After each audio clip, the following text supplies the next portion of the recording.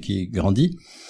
Il y a le poids de Bourdieu, je pense, et d'une vision du capitalisme en termes de reproduction, avec des ouvriers qui sont dans la sécession, ou qui sont dans une contre-société. Si vous prenez l'ouvrage La Distinction, vous avez des employés qui sont éperdument désireux de ressembler à la bourgeoisie, et puis vous avez des ouvriers qui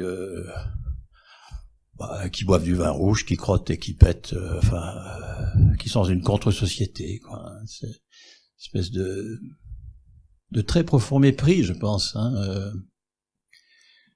Ça se constate, d'accord? C'est pas une visée pour demain. Il y a chez Marx et Engels des phrases d'une ironie absolue, sur le communisme comme idéal, comme visée pour demain.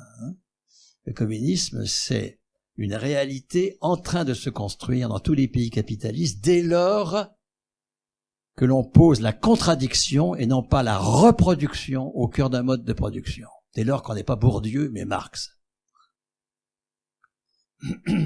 Quand je dis Bourdieu, je dis aussi évidemment tout ce qui va autour, dans toute cette constellation très riche, qui fait des travaux extrêmement intéressants. Je suis pas à la cheville de Bourdieu, mon problème n'est pas là, mais il nous mène dans une impasse intellectuelle. C'est ça le point. Et il y a des intelligences qui peuvent être très brillantes, bien sûr, ça, évidemment.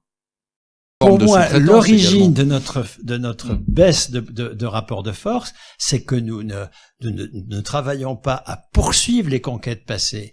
Lorsque, je sais pas quoi, moi, un élu ou un syndicaliste accepte l'ouverture d'un entrepôt Amazon au nom de l'emploi, il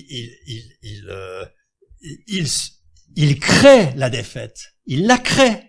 C'est pas parce qu'ils en fort, ils sont face. C'est parce qu'en face, ils sont forts. C'est parce que nous n'assumons pas, nous ne voulons pas généraliser les conquêtes du passé, et nous ne le faisons pas parce que nous avons des tas d'intellectuels qui nous enseignent qu'elles n'existent pas.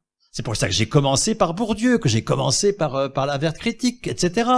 Il n'y a pas de conquête. Tout est fonctionnel. Tout est fonctionnel au capitalisme. Le capitalisme a une capacité infinie de digérer, etc.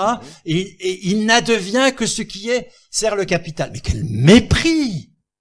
Quel mépris! Mais c'est juste l'inverse de ce que je viens de